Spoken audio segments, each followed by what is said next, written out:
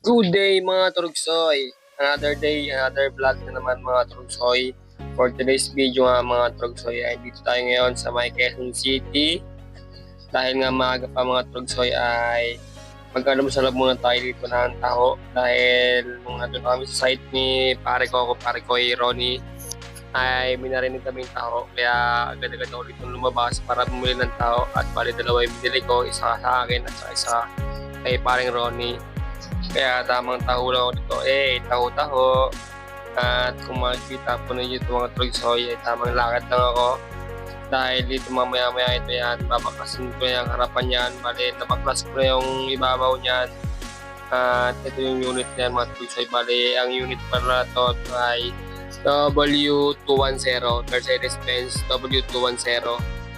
At ito na nga yung mga tubo-tubo na pinagdadaanan ng aircon niya. Bali, ang customer para nito, ang concern ng customer dito ay yung kanyang aircon. Wala siyang aircon dahil yung kanyang evaporator ay merong butas. At ayan mga Trugsoy, na ibaba na namin yung dashboard niya. Bali, ayan yun. Bali, hindi na ako nakapag-video dito mga ba kasi nga napakaraming itong kailangan gawin. Napakaraming kailangan baklasin kaya hindi na ako masyado nakapag-video. At sa mga oras ito mga Trugsoy, ay pinabaklas na namin dyan yung kanyang dashboard na yan. Yung mismo parang kaloob-loob ng dashboard na yan. At ito na yon. Ayan yung evaporator na sinasabi ko kanina na kailangan natin palitan dahil yan o. Dahil dyan na lumalabas yung kanyang preyon. Kaya pag nakakargan mo na siya ng preyon, nababaliwala lang sa akin ng yung preyon niya kasi dahil dyan sa evaporator na yan na lumalabas na yung preyon. Kaya baliwala. Bali yan yung papalitan ng mga Trugsoy. Kung makikita po ninyo, ayan, ito na yung bagong ikakabit natin na evaporator. At ito naman yung luma, medyo madumi na siya. At yung bagong ikakabit natin ay para sa second hand din naman to. Pero all goods pa to, sariwang-sariwa mga Trugsoy.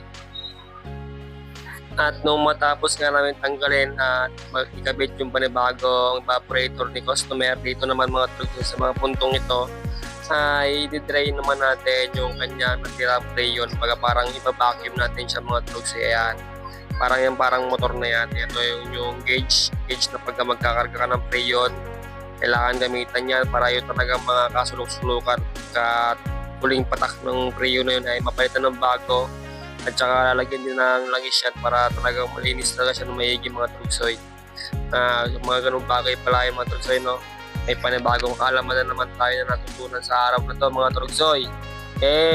Napakaangas! At nung matapos nga namin lagyan ng preyon, pala hindi ko na na-videoan nung pinalagay natin ng preyon dahil marami naman akong video dyan mga Trugsoy na pinalagyan natin ng preyon yung kanyang condenser mga Trugsoy.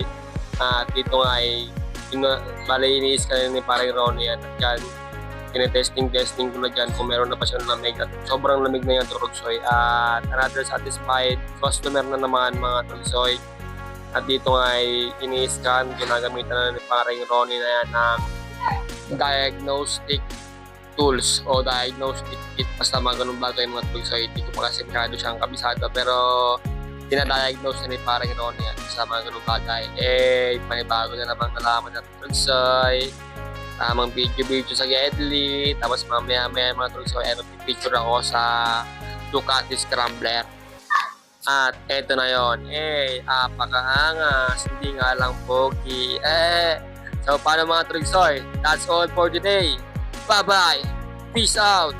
I love you all. Kita-kits ulit sa panibagong video kinabukasan mga Trugsoy. Bye-bye.